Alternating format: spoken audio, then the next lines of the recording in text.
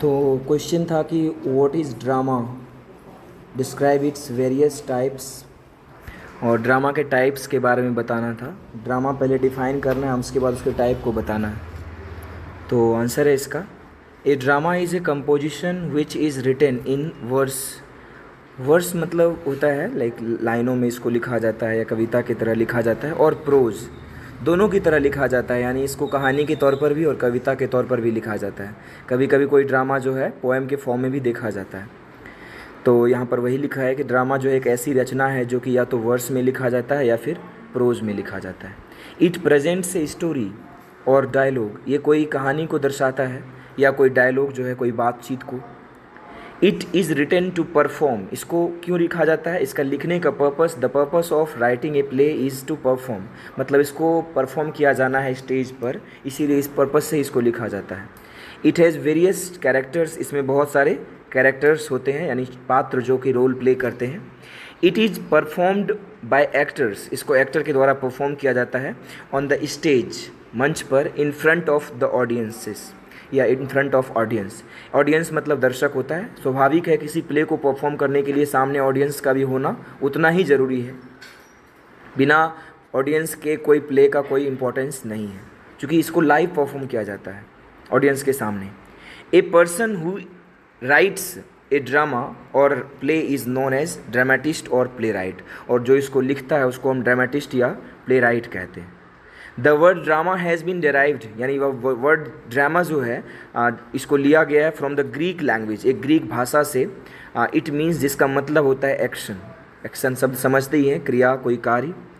To understand it better, इसको बेहतर समझने के लिए, it can be classified in various types, इसको अलग अलग टाइप्स में बांटा जा सकता है, जैसे कि कॉमेडी, ट्रेजिडी, ट्रेजी कॉमेडी और मेलोड्रामा। तो ट्रेजिडी, कॉमेडी, ये सब काफ़ी कॉमन टर्म है, जानते ही होंगे। कॉमेडी हो गया लाइक जिसमें मजाक वगैरह, मौकरी होती है, उपहास होता है। और ट्रेजिडी जिसमें कि वही हिंदी में इसको दुखांत नाटक भी कहा जाता है, यानी जिसका अंत दुख से हो, कोई सैड नोट से जिसका अंत होता है उसको हम लोग ट्रेजिडी कहते हैं। ट्रेजी कॉमेडी दोनों का एक मिक्सचर है, मिश्रण है। और मेलोड्रामा, एक एक करके सबको देखते हैं। तो पहला कॉमेडी है, जैसे कि comedy is a type of drama, एक तरह का ये ड्रामा होता है। It is performed to make audience laugh, इसका पर्पस क्या होता है, ऑडियंस को हंसाना। Its tone is light, light मतलब होता है इसमें कोई सीरियस टॉपिक नहीं होता, इसका मुद्दा हमेशा कोई लाइट ऐसे ही, मतलब कुछ ऐसे ही कुछ उठा लिया जाता है। And it has happy ending, और इसका एंडिंग जो होता है हमेशा हैप्पी होता है, खुश वाला होता है। It can be further divided into different types, इसको आगे भी यानी कॉमेडी को भी डिफरेंट टाइप्स में बांटा जा सकता है। सच एज फार्स होता है, कॉमेडी में भी जेनर होता है। फार्स हो गया, सेटायर जो कि आप लोग पढ़े भी हैं, the rape of the lock को सेटायर कहा जाता है। लम्पून हो गया, ब्लैक कॉमेडी हो गया, एट्सेट्रा।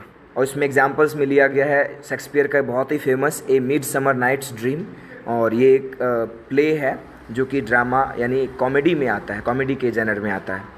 आगे बढ़ें तो ट्रेजिडी क्या है, तो tragedy is also a type of drama, ये भी ड्रामा का एक टाइप है। इन दिस, इसमें द प्रोटैगनिस्ट और हीरो जो होता है is brought down by his और हर फ्लॉ, मतलब इसमें अपनी ही गलती के द्वारा, आप लोग मैकबेथ का नाम सुने होंगे, हम बताए थे एक बार कि मैकबेथ कैसे जो है अपनी ही गलती करके वो अपना भविष्य, अपना जो है आने वाला समय खराब कर लेता है, मतलब खुद का ही डेथ हो जाता है उसी के वजह से। ऐसी कई फिल्में भी हम लोग देखे होंगे, मर्डर वगैरह, इसमें जो है लास्ट में एक्टर का डेथ हो जाता है। तो ये एक तरह से एक सैड नोट से इसका एंड हुआ, इसी कारण से इसको ट्रेजिडी के जेनर के अंतर्गत रखा जाता है। यहाँ पर लिखा है ना, मर्डर, डेथ्स, एंड, पेन यानी तकलीफ, मृत्यु, मौत, ये सब जो है are common ideas in this kind of plays, इस तरह के प्लेज में ये कॉमन बातें होती है। The main characters have some kind of weakness, मतलब जो इसका मेन कैरेक्टर होता है, इसका जो प्रोटैगनिस्ट होता है, उसमें कोई तरह की वीकनेस यानी कमज़ोरी होती है। जैसे कि मैकबेथ में, मैकबेथ की कमज़ोरी होती है कि वो खुद कोई अच्छा फैसला नहीं ले पाता है, जिसके कारण उसकी पत्नी उसको प्रोवोक करती है, उकसाती है कुछ ऐसा करने के लिए जिससे कि वो मुश्किल में पड़ जाता है। यानी एक राजा को मारने के लिए उकसाती है, मार दो उसे तुम, तब तुम राजा बन जाओगे, तो वैसा वो कर देता है, यानी खुद से डिसाइड ना करने की क्षमता के कारण, यानी कोई ना कोई तरह की वीकनेस होती है उनमें। व्हिच काउज देयर डाउनफॉल, जो कि उनके पतन का कारण बनता है। डाउनफॉल मतलब पतन, दोनों साथ साथ होगा। Its purpose is to create, create में ई होगा ना, its purpose is to create emotions इसका पर्पस होता है एक ऐसे इमोशन को क्रिएट करना विच काउज, जिसके कारण क्या होता है, पिटी एंड फियर, मतलब हमारे मन में दया भावना या डर पैदा होता है जो हम देखते हैं, ठीक है। Its another purpose is to teach us good ways, मतलब ये हमें एक मोरल लेसन भी देता है, यानी एक ऐसा बात सिखाता है जिससे हमें जीवन में फ़ायदा हो, यानी एक गुड पर्सपेक्टिव से इसको लिखा जाता है। अब शेक्सपियर के हम रोमियो एंड जूलियट को देख लें तो ये अच्छा एक ट्रेजेडी का एग्जाम्पल है। अब बात करते हैं ट्रेजेडी और कॉमेडी का जो मिक्सचर होता है, ट्रेजी कॉमेडी, इसके बारे में। तो it is a special kind of drama, एक अलग तरह का, खास तरह का है, that has the features of both tragedy और कॉमेडी। ट्रेजेडी कॉमेडी दोनों का फीचर होता है। It is a play which may be sad but it has a happy ending, मतलब कहीं ना कहीं सैड इसका भी पर्सपेक्टिव होता है, लेकिन अंत जो होता है इसका हैप्पी होता है, हैप्पी एंडिंग होता है इसका। हम लोग अक्सर ऐसे ही प्लेस पसंद करते हैं, नहीं बोलते हैं हैप्पी एंडिंग मूवी है तो अच्छा है, नहीं तो कोई नहीं देखना पसंद करता है ट्रेजेडी वगैरह। इट हैज़ आल्सो सीरियसनेस, इसमें गंभीरता भी होती है। Some of its examples are the merchant of Venice, Shakespeare का एग्जाम्पल है ये भी, द टेम्पेस्ट हो गया, द विंटर्स टेल हो गया, तो ये सब जो है शेक्सपियर के ही प्लेस हैं, जो कि एक अच्छा उदाहरण है ट्रेजी कॉमेडी का। अब है melodrama.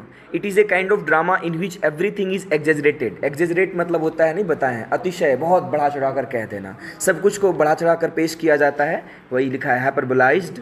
It's themes are simple and unpredictable, मतलब इसके थीम्स कुछ ऐसे होते हैं, साधारण भी होते हैं, या अनप्रिडिक्टेबल मतलब होता है जिसकी कल्पना नहीं की जा सकती है, बिल्कुल अकल्पनीय कह सकते हैं। These are often about love stories, ये प्रेम कहानी के बारे में होता है। इट हैज़ ब्यूटीफुल हीरोइंस, इसमें जो हीरोइंस होते हैं उनकी सुंदरता होती है, लाइक स्वाभाविक ऐसे ही कैरेक्टर्स होते होंगे। चार्मिंग हीरोज भी सुंदर होते हैं। स्केरी विलन्स, डरावने विलन्स होते हैं।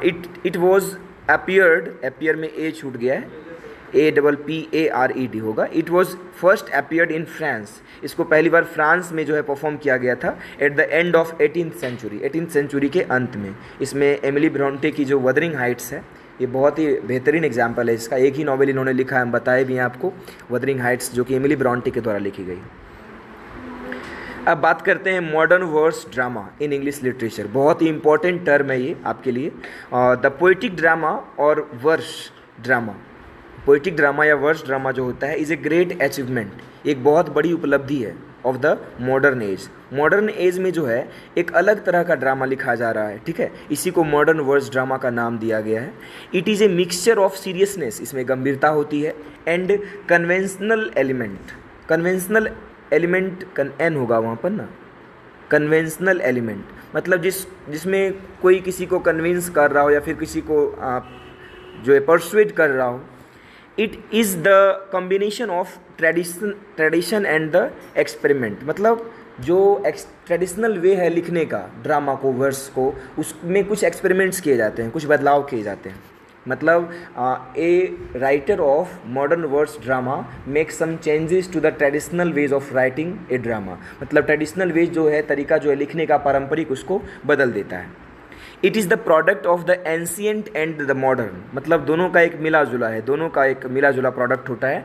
इट इज़ आल्सो सिम्बॉलिक, या एक सिम्बॉलिक होता है एंड डिफ़िकल्ट, मतलब इसको समझना थोड़ा मुश्किल होता है, क्योंकि इसमें बहुत सारी सिम्बॉलिक चीज़ें होती है जिसका कि कोई एग्जैक्ट मतलब नहीं होता, लेकिन वो सिम्बोलाइज़ करता है बहुत बड़ी चीज़ों को। जैसे कि हम लोग, यदि आप लोग एक पढ़ेंगे the old man and the sea, एक नॉवेला है अर्नेस्ट हेमिंग्वे का, उसमें कुछ इसी तरह से सिम्बोलाइज़ करता है। वो एक सिंपल स्टोरी नहीं है, उसका बहुत ही गहरा मतलब है, यही कारण है कि उसको नोबेल प्राइज़ मिला है। उसमें क्रिश्चियनिटी को जो है सिम्बोलाइज़ किया गया है। It is written in free verse और ब्लैंक वर्स, इसको फ्री वर्स या ब्लैंक वर्स, इसमें कोई राइमिंग नहीं होती है। Mechanism is imagery, substance is myth and binding force is musical pattern, मतलब ये जो फ्री वर्स में लिखा जाता है या ब्लैंक वर्स में, इसका जो मैकेनिज्म होता है, इमेजरी मतलब काल्पनिक चीज़ें बहुत सारी होती हैं, और मिथ मतलब होता है कोई ऐसी काल्पनिक कहानी को ही मिथ कहा जाता है, एंड बाइंडिंग फोर्स जो आपको जोड़े रखता है वो होता है इसका म्यूजिकल पैटर्न, मतलब कि इसको एक ऐसे पैटर्न में लिखा जाता है कि आप इच्छुक होते हैं कि नहीं आगे क्या हो रहा है हमको जानना है। जैसे कई फिल्में होती है ना, काफ़ी ज़्यादा वो उसमें सस्पेंस वर्ड से इसको रिलेट किया जा सकता है, बहुत सस्पेंस बना कर रखता है ताकि आप आगे भी पढ़ने में अपनी रुचि दिखाएं, आगे भी देखने में इंटरेस्ट दिखाएं। The 18th and 19th century contributed little to the development of poetic drama, poetic drama में बहुत ज़्यादा डेवलपमेंट हुआ, इसका विकास हुआ, और इसका जो है मूल श्रेय जाता है 18th और 19th सेंचुरी के ऑथर्स को। They were signs of rebirth of drama, मतलब इन्होंने एक तरह से एक नया शेप दिया। They gave a new shape to the traditional ways, जो पारंपरिक तौर तरीका था लिखने का, उसको एक नया शेप दिया, नए तरीके से लिखा। दे वर साइंस ऑफ रीबर्थ, पुनर्जन्म है ना, ऑफ ड्रामा बाय 1920 तक जो है ये चला। But it could not develop on a large scale, लेकिन ये बड़े पैमाने पर उतना डेवलप नहीं हो पाया। इसके पीछे का कारण क्या था? The reason behind it was that the dramatist of this period, इस पीरियड के जो ड्रामेटिस्ट थे were mostly interested in realistic drama. Realistic drama, अब देखो मॉडर्न एज ऐसा था जिसमें कि रियलिस्टिक चीज़ें नहीं एक्सेप्ट करी जा रही थी। अब फिल्मों में हम बोले हैं ना कि रियल लाइफ को यदि दिखाया जाने लगे कौन देखना पसंद करेगा। तो इस कैटेगरी के जितने भी प्ले राइट थे, जितने भी ड्रामेटिस्ट थे, सब ने रियलिस्टिक चीज़ों को लिखा, रियलिस्टिक चीज़ों को दर्शाया। इसी कारण से ये लोग उतने पॉपुलर नहीं हो पाए। अब टी.एस. इलियट वैसे तो काफ़ी पॉपुलर हैं। It was T.S.. इलियट, इसीलिए इसका श्रेय इनको जाता है, हु फर्मली इस्टेब्लिश्ड, जिन्होंने बहुत ही ठोस पूर्वक, दृढ़तापूर्वक जो है इस्टेब्लिश किया इट, यानी मॉडर्न वर्स ड्रामा को। ही प्रिपेयर्ड द साउंड ग्राउंड, मतलब साउंड ग्राउंड मतलब हो गया एक मजबूत बुनियाद रखी इसके लिए, बाय सेइंग, यह कहते हुए, that it is the need of all the beings, कि यह हर व्यक्ति की ज़रूरत है। ही आल्सो एडेड दैट, उन्होंने यह भी कहा कि the poetry was A complete medium for drama, कि पोइट्री ही, देखो वर्स ड्रामा कहा रहा जा रहा है, समझ रही हो ना, मतलब उसको पोएम के फॉर्म में लिखा जाता है। जैसे कि हम रामायण को ले लें, महाभारत को ले लें, इसको एक पोएम के फॉर्म तक, इसीलिए तो इसको एपिक कहा जाता है। लेकिन वो एक एपिक है, हम इसको कंपेयर नहीं कर रहे हैं हम, लेकिन बता रहे हैं कि ये वर्स में लिखा जाता है, कविता की तरह, दोहा की तरह। Before T.S.. इलियट से पहले सम ड्रामेटिस्ट्स ऑल्सो, ड्रामेटिस्ट में एस लगा लेंगे, सम ड्रामेटिस्ट्स ऑल्सो ट्राइड, कुछ ड्रामेटिस्ट ने कोशिश की थी, टू क्रिएट में यहाँ पर भी ई छोड़ा गया है, create a test for the poetic drama का टेस्ट क्रिएट करने के लिए भी कुछ जो है उन्होंने कोशिश किया था, कुछ और पोइट्स ने। दीज ड्रामेटिस्ट ये कौन थे? स्टीफन फिलिप्स ना, हाँ तो PHILL था, LLIPS, हाँ Phillips, Stephen Phillips, John Masefield, जैसे पढ़िए इसको, गॉर्डन, हाँ Masefield, Gordon Bottomley, Flecker and John Drinkwater था कि ड्रैंक वाटर था? ड्रिंक वाटर होगा, DRI होगा यहाँ, John Drinkwater etcetera. W.B. Yeats, इसके अलावा जो है W.B. यीट्स हो गई, लॉर्ड क्या था? Lady Gregory and J.M. Synge established, इन्होंने इस्टेब्लिश किया द एबे थिएटर, एक थिएटर को इन डबलिन में ई नहीं होगा, DUBLIN, आयरलैंड की राजधानी है ये। It was done to encourage the poet को इनकरेज करने के लिए किया गया था, टू राइट प्लेज, कि ताकि जो है पोएट्स जो है प्लेज को लिखें। यीट्स रोट अबाउट 26 प्लेज, लगभग जो है 26 प्लेज इन्होंने लिखे W.B. यीट्स ने, William Butler Yeats, in verse, but he was never known as a dramatist, लेकिन उसको कभी ड्रामेटिस्ट का दर्जा नहीं मिला। Eliot has also praised his contribution, हालांकि उनके कंट्रीब्यूशन को, उनके योगदान को इलियट ने भी उनकी प्रशंसा करी है, to the poetic drama. Some of his important plays और उनके कुछ इंपॉर्टेंट प्लेज हैं, the resurrection, D.N. Bells, strand, मोसला etcetera. Eliot's contribution to the poetic drama में जो इलियट का कंट्रीब्यूशन था, इज़ इनकॉम्पेरेबल, मतलब उसकी तुलना नहीं की जा सकती, अतुलनीय था। ही इस्टेब्लिश्ड, उन्होंने स्थापित किया, इट्स ट्रेडिशन, इसकी परंपरा को, इन द 20th सेंचुरी, 20वीं शताब्दी में। The murder in the cathedral में ई नहीं होगा लास्ट में, CATHEDRAL, cathedral, the murder in the cathedral is his first full length poetic, length का भी स्पेलिंग TH ना होता है, full length poetic play. The family reunion, ये भी बहुत अच्छा एग्जाम्पल है। The cocktail party, the confidential clerk बोलेंगे actually, the confidential clerk and the elder statesman are his other important poetic pledge, ये सब उनके पोइटिक प्लेज हैं। थ्रू दीज प्लेज, इन प्ले के ज़रिए ही इवॉल्व्ड, उन्होंने विकास किया, उन्होंने डेवलप किया ए पोइटिक मोड ऑफ एक्सप्रेशन, मतलब किसी ड्रामा को कैसे पोइटिक वेज में लिखा जाए, वर्स के फॉर्म में लिखा जाए। ही आल्सो डिस्कार्डेड, हालांकि उन्होंने भी ख़त्म किया the use of traditional blank verse, मतलब जो ब्लैंक वर्स में पहले लिखा जा रहा था उस परंपरा को ख़त्म किया। दस ही होगा ना, नहीं दस ही होगा ना यहाँ पे, thus he explored the dramatic possibility of verse, मतलब वर्स में प्ले को लिखा जाए, इस पॉसिबिलिटी को उन्होंने जिंदा किया। ही ऑल्सो एक्सटेंडेड, एक्सटेंड में ई हो जाएगा, EXTENDED, he extended the scope of the poetic drama, poetic drama के स्कोप को भी बढ़ाया। It was like a literary revolution, ये एक साहित्यिक क्रांति की तरह थी in the history of English literature, अंग्रेजी साहित्य में। तो ये था मॉडर्न वर्स ड्रामा और ड्रामा के बारे में, इसको आपको ध्यान में रखना हो।